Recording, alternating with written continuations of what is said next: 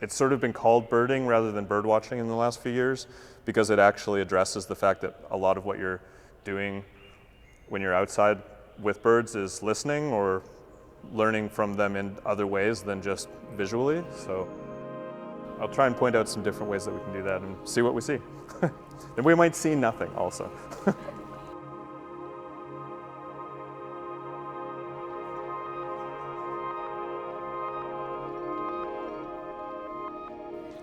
I was just going to point out actually that probably people know, but this is actually like a really nice bird thing right away. That kind of, these are all graphics that are placed on the windows to prevent birds from hitting them.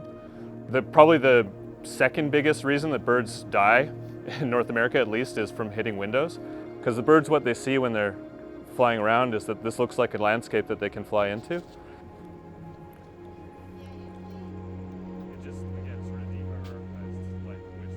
I mean, there's a good... The geese might not be here, but their presence is certainly felt, so. I did hear it.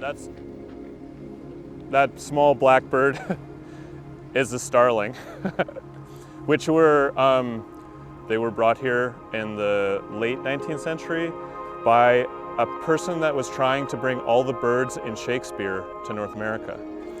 And now starlings are a very big problem. There's like 200 million, I think, plus. They're like incredible mimics. They copy other birds' songs, but they also copy like human sounds. And there's a place in the UK where there's starlings that can make the sounds of these factories that don't work anymore, and so you can hear the sounds of the machinery that's no longer, the machinery's gone, but the starlings have like learned the sounds and taught their generations like the sounds. Hey gull. We can talk about gulls if people want, but we don't have to. Yeah, there's the starlings again. They're now like the most common bird you probably see in most urban settings in Canada is starlings.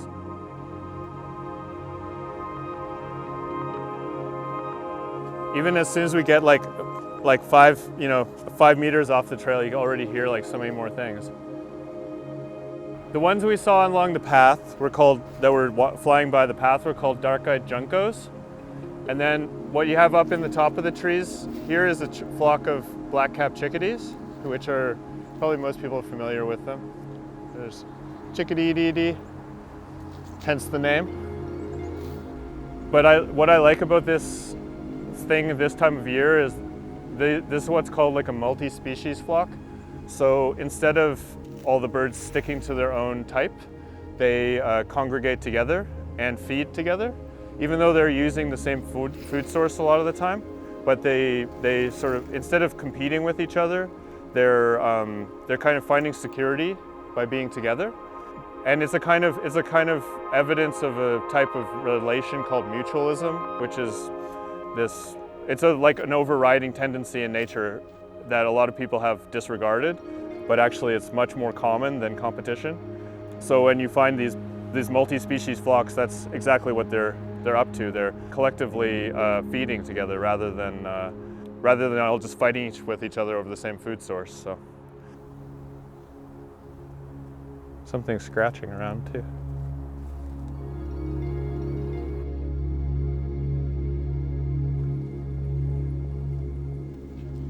Which milkweed? The white fluffy one?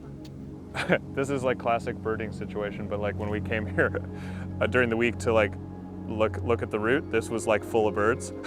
There was like 100 birds in here, all eating mostly this stuff, which is I think goldenrod, which is the plant like all around here.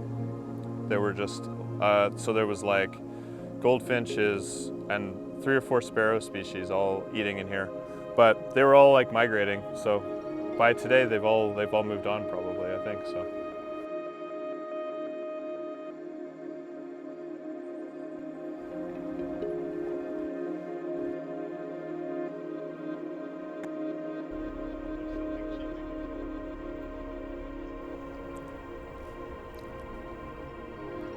The second noise.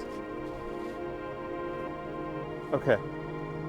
It feels like this, whatever this, I think it's a cardinal too. Eileen said, cardinal. But whatever, oh, there. That was a robin. Yeah, exactly. So, there you go. It is a hawk. I think it is a Cooper's hawk. So, what that sound was, I bet you, is an animal or bird being angry at this. And wow, look. So that's a type of hawk called a Cooper's hawk, which is from a family called the accipiters, which are like a smaller type of like forest hawk. They don't usually, well, they do circle, but they prefer to like hunt through the trees. They're more like pursuit hunters than they are like red-tailed hawks or something. They will like circle around waiting to like pounce on something on the ground, whereas like accipiters will like chase stuff through the forest. And I think what that sound was that we were hearing, that like chick chick, is actually something, maybe it was a cardinal, but whatever, maybe it was, well, it was the robin, I guess. But that's that bird making a warning call, because it's both upset that hawk's here, but also telling other things in the forest, like, watch out, there's a predator here. So ultimately, oh, here we go. This is a red tail right here. So you can see, yeah, if it turns, there's like there's a sort of rusty red. Wow, that's such a show. They're like, they're part of this group of different species that are called like synanthropes, which means that they've like adapted to live with humans and benefit from humans rather than like be in conflict. And red-tailed hawks have figured out how to use roads as like hunting sites. So instead of like hunting for their own prey, they'll just like perch on a light and wait for like a raccoon to get run over. And then they've actually like figured out that this is like a much easier way to hunt. I don't know. There was like 5 or 6 here the other day, classic again. Like once the berries have been on the tree for a while, they start to ferment and produce alcohol.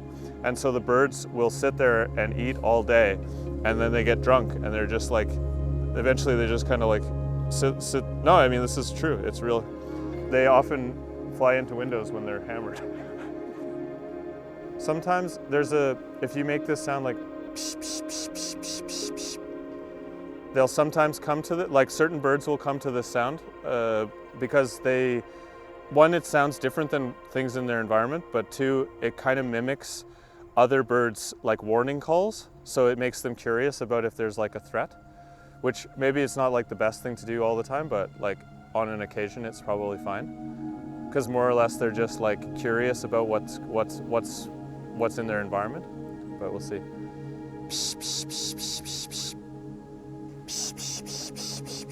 There's a small bird there.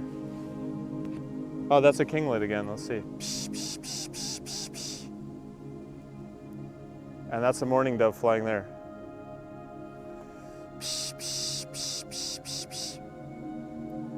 Like a lot of people like try and see all the birds, you know, see all of them against everybody else, you know. I don't really get it, so like they're all interesting.